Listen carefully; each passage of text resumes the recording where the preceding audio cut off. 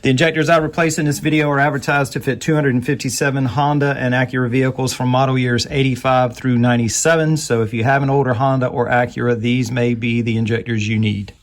Replacing fuel injectors in a 95 Honda Accord has a 4-cylinder F22B2 engine. I've already wasted a few minutes. I took out these 3 bolts, and those do not need to come out, I don't believe. It is these 3.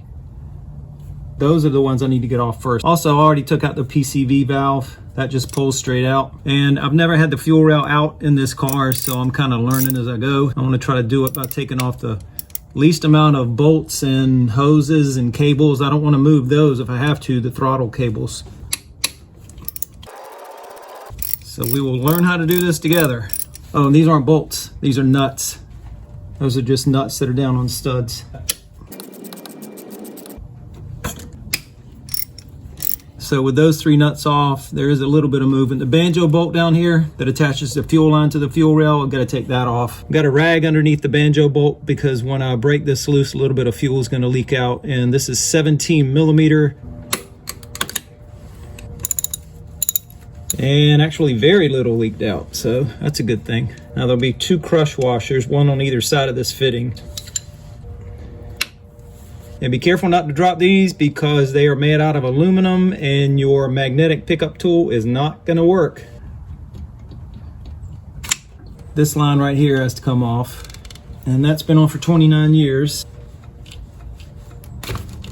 All right, now these 2 lines. Actually, I think I'll be able to get them out without taking those off. Yeah, I just need to get to the clips that are holding the injectors on. So to get the injector off the wiring harness, there's a wire clip, so you have to push just like that. You have to push that wire clip around the side, and then it should pop off, and hopefully I won't lose it.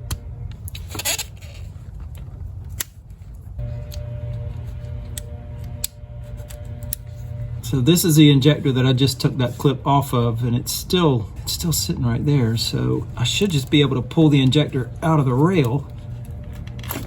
Yeah, there we go. You have to take the clip off to get the injector off the wiring harness. So there's the clip, don't lose that. And now I can unplug it. So what I should have done with that first one is pull it out of the rail first and then take the clip off.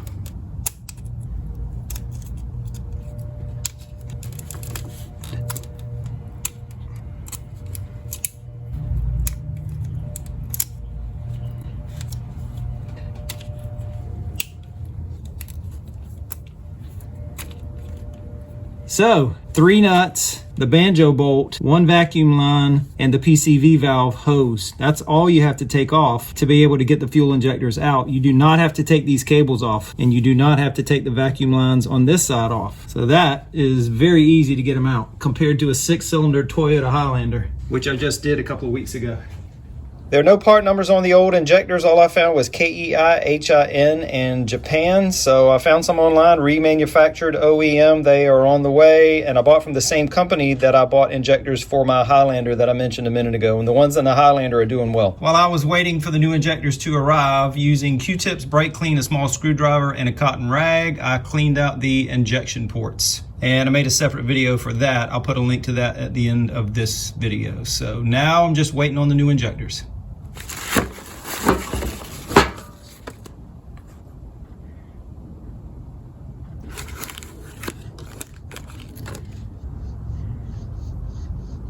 And it looks like we have a perfect match.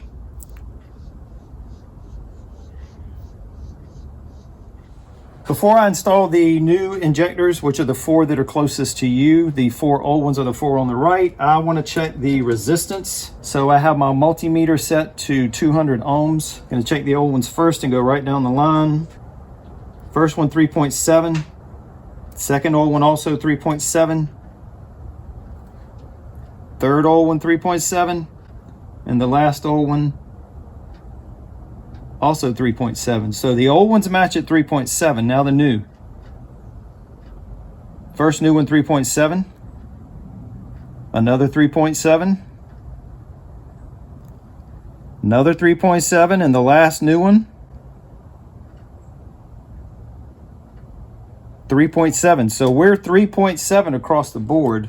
Before I install the new injectors, I'm going to put silicone grease on the O-ring and the gasket at the bottom.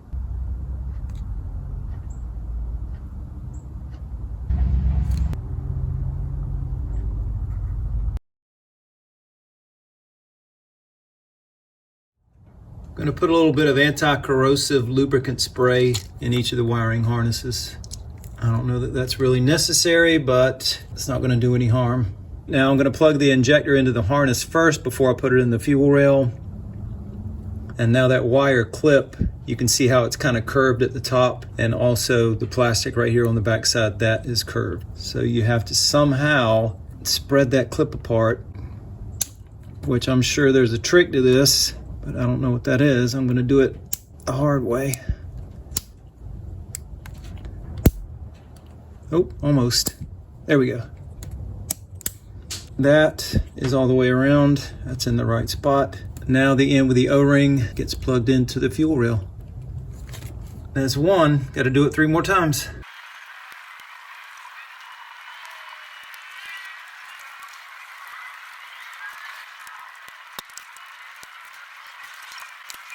All right, at this point I took a break and I was going to come back the next morning, but while putting the video together I noticed that there is a problem. Do you see it? Look at the injectors. I'll tell you what it was in the morning. All right, it's the next morning, and what was wrong was this gasket or this O-ring or this grommet, whatever you call it, it had fallen off this last injector. And I did not notice when it happened, but I noticed when I was putting the video together last night. So that's something to watch out for. What you could do, take these gaskets off and then just put those in the engine first. That way you wouldn't have to worry about it falling off. But either way, be careful about that. Make sure they don't fall off. And if I didn't catch it and got everything reinstalled, I'm sure when I cranked it up, we would have had a big time fuel leak right here. So I'm gonna take all of them off, put them on the engine, then we'll get everything reinstalled. Like I said I was gonna do, I took the gaskets off the other 3 injectors and I have them in the engine so I don't have to worry about them falling off. So now it's a matter of lining up the injectors with those gaskets and also these studs with the fuel rail, lining those up. And that is right there. Now we can get those 10mm nuts back on the studs, and I have the nut in the socket. Being careful not to cross thread it.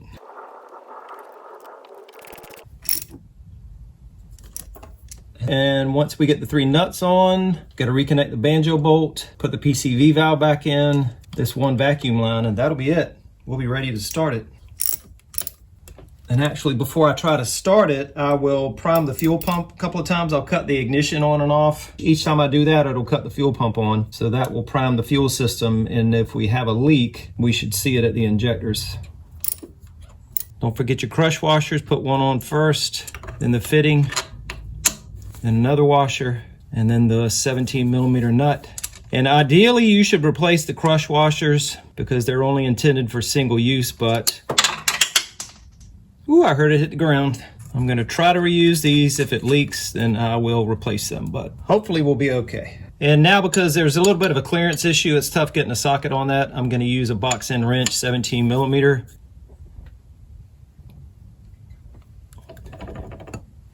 And now we have the PCV valve. That just snaps back in. And this, I believe it is a vacuum line. And that's it. Let me prime it a few times, cut the ignition on, then we'll check the injectors for leaks. And if we have no leaks, then we will crank it up.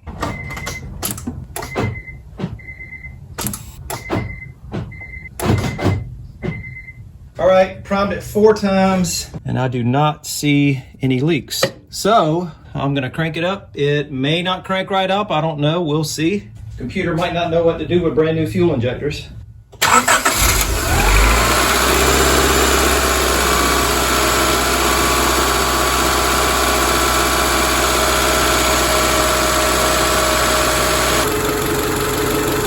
Been idling for about 15 minutes and everything looks good.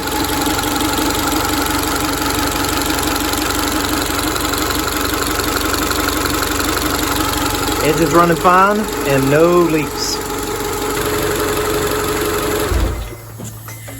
So that's how easy it is to replace fuel injectors on a 95 Honda Accord 4-cylinder, and this should apply specifically to 94 through 97 Accords because those are considered 5th generation. And here with the orange duct tape, I marked what I had to take off: PCV valve, this vacuum hose, 3 10mm nuts, and the 17mm banjo bolt. That's all I had to take off to get the fuel rail out to be able to swap the injectors out like you saw. And last thing, I started out mentioning I had an F22 B2 engine 4-cylinder, and if you don't know what engine you have, you may find it stamped in the metal just to the left of the exhaust manifold, right below the thermostat. See right there, F22B2. So you may find your engine type right there. And also, top left, I'll put a link to the video showing how I clean the fuel injector ports.